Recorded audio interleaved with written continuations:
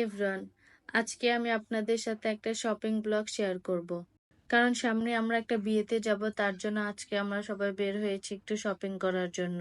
আসলে যত জামা কাপড়ই থাকুক না কেন, কোনো বিয়ে বা অনুষ্ঠানের সময় মনে হয় যে কোনো জামা কাপড় নেই। আসলে সব মেয়েদের সাথেই এরকম হয়, আলমারি ভর্তি জামা কাপড় থাকা সত্ত্বেও কোনো অনুষ্ঠানে পরার মতো কোনো জামা খুঁজে পাই না।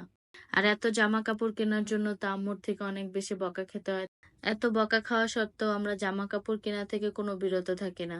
সুযোগ পেলেই জামা কাপড় কেনা শুরু করে দেই। প্রথমে আমরা চলে যাচ্ছি জমজমের পাশে একটা নতুন মার্কেট খুলেছে, ওই মার্কেটটাতে। মার্কেটটার নাম ছিল উত্তরা স্কয়ার। এই মার্কেটটা একদম নতুন ওপেন হয়েছে। এখানে অনেক ভালো ভালো দোকান রয়েছে, যেমন বাহিরের কাপড়গুলো এক্সপোর্ট করে বিক্রি করে এমন অনেকগুলো দোকান রয়েছে। আর সবগুলো দোকানের কাপড়ই অনেক বেশি সুন্দর ছিল। আমরা এই শপটা থেকে একটা ড্রেস পছন্দ করেছিলাম, কিন্তু ড্রেসটার প্রাইস ছিল অনেক বেশি। তার জন্য আমরা ভাবলাম যে একটু ভেবে তারপরে কিনবো। তার জন্য আমরা চলে গিয়েছিলাম রাজলক্ষ্মী এসএম প্লাজার মার্কেটে, যে আর একটু ঘোরাঘুরি করে দেখি যে কিছু পছন্দ হয় কিনা। এখানে এসে একটু ঘোরাঘুরি করার পরে আমরা আমাদের মনের মতো কাপড়টা পেয়ে গিয়েছি। তার জন্য আমরা আর দেরি না করে কাপড়টা কিনে নিয়েছি। আর গজ কাপড় কিনলে অনেক রকমের সুবিধা রয়েছে, যেমন নিজের ইচ্ছা মতো করে বানানো যায়, যে কোনো ডিজাইন করে বানানো যায়। নিজের মনের মতো করে বানালে ড্রেসটা দেখতে আরো বেশি সুন্দর লাগে।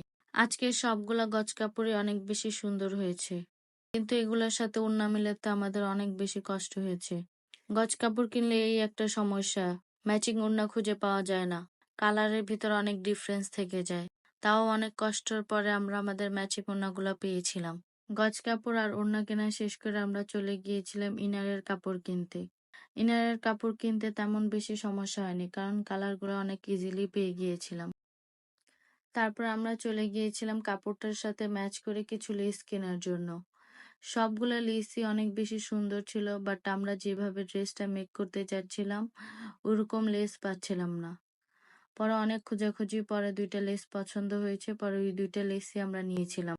এই দোকানটাতে অনেক সুন্দর সুন্দর লেস ছিল, যে কোনটা রেখে কোনটা নেবে এরকম অবস্থা, কিন্তু জামার সাথে ম্যাচই হচ্ছিল না। কিন্তু ফাইনালি আমরা পেয়ে গিয়েছিলাম আমাদের পছন্দ মতো লেস।